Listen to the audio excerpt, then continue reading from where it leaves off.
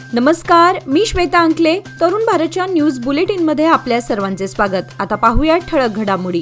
संयुक्त महाराष्ट्राच्या लढ्यात 17 जानेवारी 1956 रोजी झालेल्या आंदोलनात प्राणांची आहुती दिलेल्या हुतात्म्यांना आज शुक्रवारी सकाळी 9 वाजता महाराष्ट्र एकीकरण समितीतर्फे बेळगावात अभिवादन करण्यात आले.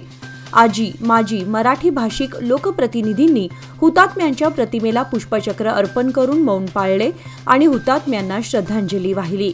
दरम्यान रामदेव गल्ली, खडेबाजार, गणपत गल्ली, मारुती गल्ली, अन्सुरकर गल्ली आणि किर्लोस्कर रोड मार्गे मूक फेरी काढण्यात आली होती. हुतात्मा चौकात हुतात्म्यांना अभिवादन करण्यासाठी सभा आयोजित करण्यात आली होती. यासह कंग्राळी, खुर्द, खानापूर तसेच निपाणीत हुतात्म्यांना आदरांजली वाहण्यात आली. याप्रसंगी मध्यवर्ती महाराष्ट्र एकीकरण समितीचे सरचिटणीस माजी महापौर मालोजीराव अष्टेकर, रमाकांत कोंडुस्कर, रणजित चव्हाण पाटील, प्रकाश मरगाळे, शिवसेना नेते प्रकाश शिरोळकर, मदन बामणे, ॲडव्होकेट अमर येळ्ळूरकर, माजी महापौर सरिता पाटील, उपमहापौर रेणू किल्लेकर, शिवानी पाटील, युवा समितीचे अध्यक्ष अंकुश केसरकर, समितीचे नेते शुभम शेळके, श्रीकांत कदम, नगरसेवक रवी साळुंखे, महादेव पाटील, उमेश पाटील, नेताजी जाधव आदींसह बहुसंख्य मराठी भाषिक उपस्थित होते. महाराष्ट्र एकीकरण समितीच्या वतीने काढण्यात आलेली ही मूकफेरी साऱ्यांचे लक्ष वेधून घेत होती. यावेळी कोणताही अनुचित प्रकार घडू नये यासाठी चोख पोलीस बंदोबस्त ठेवण्यात आला होता. दुपारी 12 वाजता समितीचे पदाधिकारी, कार्यकर्ते व बहुसंख्य सीमावासीय कोल्हापूर येथील जिल्हाधिकारी कार्यालयासमोर धरणे आंदोलनाकरिता मिरवणुकीने कोल्हापूरकडे प्रस्थान केले. बेळगाव, बिदर, भालकीसह संयुक्त महाराष्ट्र होण्यासाठी गेल्या 69 वर्षांपूर्वी बेळगावमध्ये झालेल्या आंदोलनावेळी कर्नाटक पोलिसांनी बेछूट गोळीबार केला होता. यामध्ये बलिदान दिलेल्या हुतात्म्यांना अभिवादन करण्यासाठी आजचा दिवस बेळगावात हुतात्मा दिन म्हणून पाळण्यात येतो. महाराष्ट्र एकीकरण समितीच्या पदाधिकाऱ्यांनी बेळगावातील हुतात्मा चौकात एकत्र जमत हुतात्म्यांना अभिवादन केलं. यानंतर महाराष्ट्र सरकारनं सर्वोच्च न्यायालयात सीमावादासंदर्भात आपली बाजू भक्कमपणे मांडावी यासाठी यंदा पहिल्यांदाच कोल्हापूरच्या जिल्हाधिकारी कार्यालयासमोर महाराष्ट्र एकीकरण समितीसह कोल्हापुरातील सर्वपक्षीय नेत्यांनी धरणे आंदोलन छेडलं. यापुढे महाराष्ट्राच्या प्रत्येक जिल्ह्यात महाराष्ट्र एकीकरण समितीकडून आंदोलन करण्यात येणार असल्याचा निर्धार करत येत्या 1 मे रोजी मुंबईत 69 वर्षांपासून प्रलंबित असलेल्या प्रश्नावर मोर्चा काढण्याचा इशारा बेळगावातील महाराष्ट्र एकीकरण समितीच्या पदाधिकाऱ्यांनी दिला. बेळगावची भूमी आणि काँग्रेसचे संबंध हे आजचे नसून अनेक दशकांपासूनचे आहेत, असे एआयसीसीचे सरचिटणीस व कर्नाटक काँग्रेसचे प्रभारी रणदीप सिंग सुरजेवाला यांनी सांगितलं. त्यांचं आज बेळगाव सांब्रा विमानतळावर आगमन होताच उपस्थित पत्रकारांशी ते बोलत होते. ते म्हणाले की येत्या 21 जानेवारीला बेळगावात जय बापू, जय भीम आणि जय संविधानाच्या रॅलीचं आयोजन पुन्हा एकदा करण्यात येणार आहे. या कार्यक्रमाला राहुल गांधी, मल्लिकार्जुन खरगे, प्रियंका गांधी यांच्यासह देशभरातील सर्व काँग्रेस पक्षीय कार्यकर्ते सामील होणार आहेत. गेल्या 17 डिसेंबर 2024 रोजी भारतीय संसदेत देशाचे गृहमंत्री अमित शहा यांनी बाबासाहेब आंबेडकर यांच्यासह बाबासाहेबांच्या विचारांना मानणाऱ्या प्रत्येक व्यक्तीची खिल्ली उडवून चेष्टा केली होती. तसेच वारंवार देशाच्या संविधानाबद्दल हल्ला करणाऱ्या भाजपच्या या कटू विचारांना धूळ चारण्यासाठी जय बापू, जय भीम, जय संविधानाचा नारा देण्यात येणार असल्याचं त्यांनी यावेळी सांगितलं. बेळगावमध्ये 21 जानेवारी रोजी आयोजित करण्यात येणाऱ्या गांधी भारत काँग्रेस अधिवेशनाच्या पूर्वतयारीच्या बैठकीसाठी ते आज बेळगावात दाखल झाले आहेत. कोणत्याही प्रकारची पूर्व परवानगी न घेता नववर्षाच्या स्वागताच्या वेळी बॉलिवूडमधील गाणी वाजवल्यामुळे बेळगावातील UK27 हॉटेलच्या व्यवस्थापनाविरुद्ध कॉपीराईट कायद्याअंतर्गत मार्केट पोलीस स्थानकात FIR दाखल करण्यात आलाय. उपेंद्र जळगावकर मुंबई यांनी दिलेल्या फिर्यादीवरून UK27चे जनरल मॅनेजर, इव्हेंट मॅनेजर व इतरांविरुद्ध कॉपीराईट कायदा 1957 कलम 63, 69, 51 अन्वये FIR दाखल करण्यात आलाय.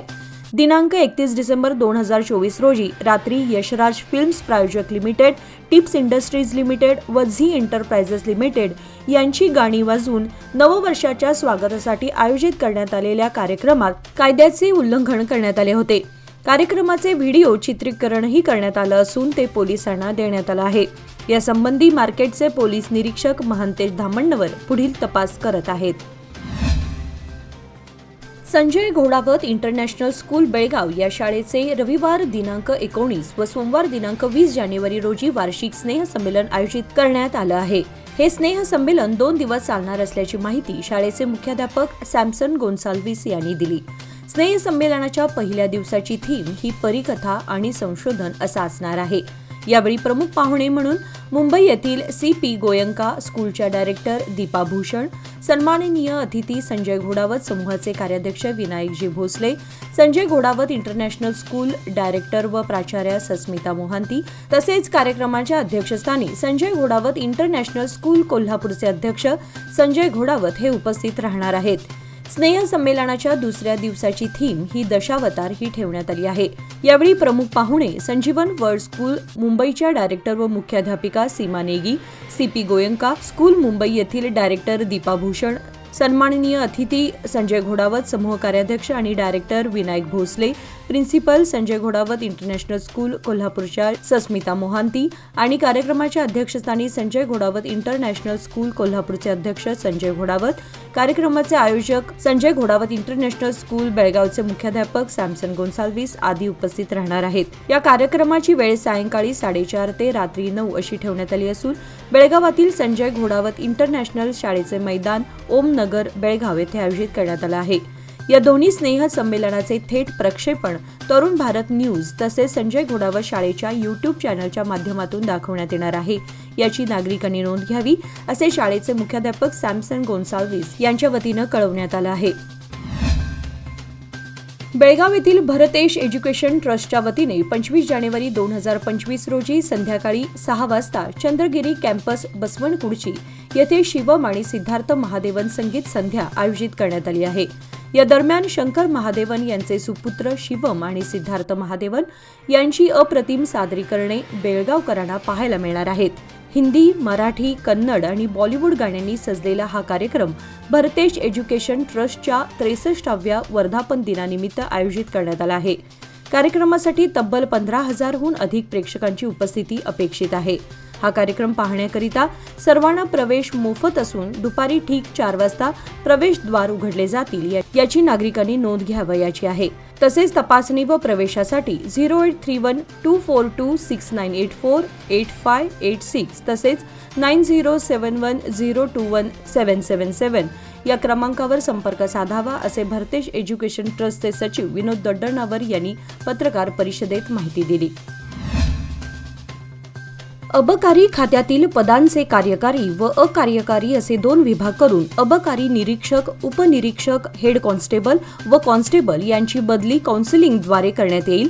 तसेच अधिकाऱ्यांची बदली करण्याचे निर्देशही देण्यात आले आहेत. त्यानुसार अर्थ खात्याने कर्नाटक नागरी सेवा खात्यातील बदली प्रक्रिया नियम 2025 बनवण्यात आला आहे. Tarun Bharat trust divine kids व ज्ञान प्रबोधन मंदिर बेळगाव ICSE विद्यालयात शाळेतील भव्य पटांगणावर आज शुक्रवार दिनांक 17 जानेवारी रोजी सायंकाळी आजी आजोबा दिन व प्राथमिक विभागाचे स्नेह संमेलनाचे आयोजन करण्यात आले होते. या दरम्यान बेळगावमधील सुप्रसिद्ध व्यवस्थापन सल्लागार उदय लवाटे हे उपस्थित होते. कार्यक्रमाची सुरुवात दीप प्रज्वलनाने झाली.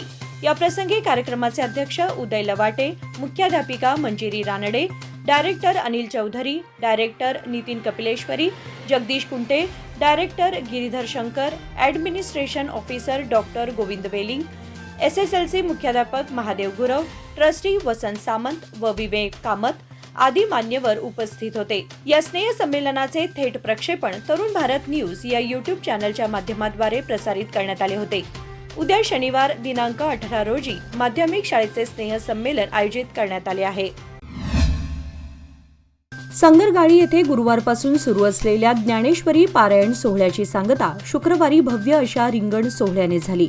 सकाळी काला कीर्तन झाल्यानंतर दिंडी सोहळ्याने पालखीची गावातून मिरवणूक रिंगण मैदानात पोहोचल्यानंतर खानापूर वकील संघटनेचे अध्यक्ष ईश्वर घाडी यांनी पालखी आणि अश्वांचे सपत्नीक पूजन केले. तत्पूर्वी उभयंत्याचे ग्रामस्थांच्या वतीने ॲडव्होकेट महादेव पाटील आणि त्यांच्या पत्नी पार्वती पाटील यांनी स्वागत करून शाल, श्रीफळ देऊन सत्कार केला. त्यानंतर रिंगण सोहळ्याची सुरुवात करण्यात आली. हा रिंगण सोहळा गुंजी पंचक्रोशीतील आगळा वेगळा आणि पहिलाच कार्यक्रम असल्यानं या भागातील लोकांची उत्सुकता शिगेला पोहोचली होती. त्यामुळे हा सोहळा पाहण्यासाठी गुंजी पंचक्रोशीतील वारकरी संप्रदायाबरोबरच आबालवृद्धांनी प्रचंड गर्दी केली होती. संकेश्वर नजीक हाकेच्या अंतरावर असणाऱ्या राष्ट्रीय महामार्गाच्या नजीक उभारलेला वल्लभगड हरगापूरगड या गावाला शिवकालीन इतिहास आहे. आजही इतिहासाची पाने चाळताना वल्लभगडाचा आवर्जून उल्लेख आढळतो. वास्तविक ऐतिहासिक महत्त्व लाभलेल्या गड व गावाचा दर्जेदार विकास व्हायला हवा, पण त्याकडे स्वातंत्र्यानंतरही दुर्लक्ष होत आहे. ही आश्चर्याची बाब आहे. परिणामी गावाचा सरकारी दप्तरात गाव म्हणून उल्लेख नाही. अद्यापही या भागाचा उल्लेख गायरान असाच आहे. यामुळे या गावात असणाऱ्या लोकांना स्वतःच्या हक्काच्या घराचा मालकी उतारा मिळत नाही. ही मोठी शोकांतिकेची बाब ठरली आहे. 6 दशकांपासून सीमा प्रश्न सुटलेला नाही. 500 वर्षांपूर्वीचा राम मंदिराचा प्रश्न सुटू शकतो, तर सीमा प्रश्न का नाही? याबाबत गांभीर्याने विचारमंथन होणं गरजेचं आहे. दुर्दैवाने सीमा चळवळीची धार बोथट होत आहे. महाराष्ट्रात नवे सरकार आल्यानंतर अद्यापही सीमा समन्वयक मंत्र्यांची नेमणूक झालेली नाही. याबाबत महाराष्ट्र राज्याच्या मुख्यमंत्र्यांसह दोन्ही उपमुख्यमंत्र्यांना सर्वांनी मिळून पुन्हा पत्र देणं गरजेचं आहे.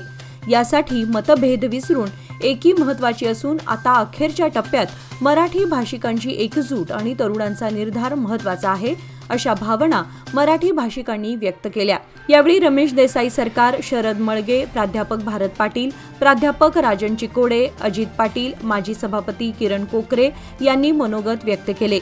यावेळी माजी नगराध्यक्ष राजेंद्र चव्हाण, विजय शेटके, गजेंद्र पोळ, प्रशांत नाईक, नंदकुमार कांबळे, राजेंद्र चव्हाण, सचिन पोवार, अशोक खांडेकर, झुंजार दबडे, बंडा पाटील, बाबासाहेब मगदूम, किरण पाटोळे, धनाजी निर्मळे, झाकीर कादरी, राजू शेटके, प्रताप पाटील, बाळू कमते यांच्यासह मराठी भाषिक उपस्थित होते.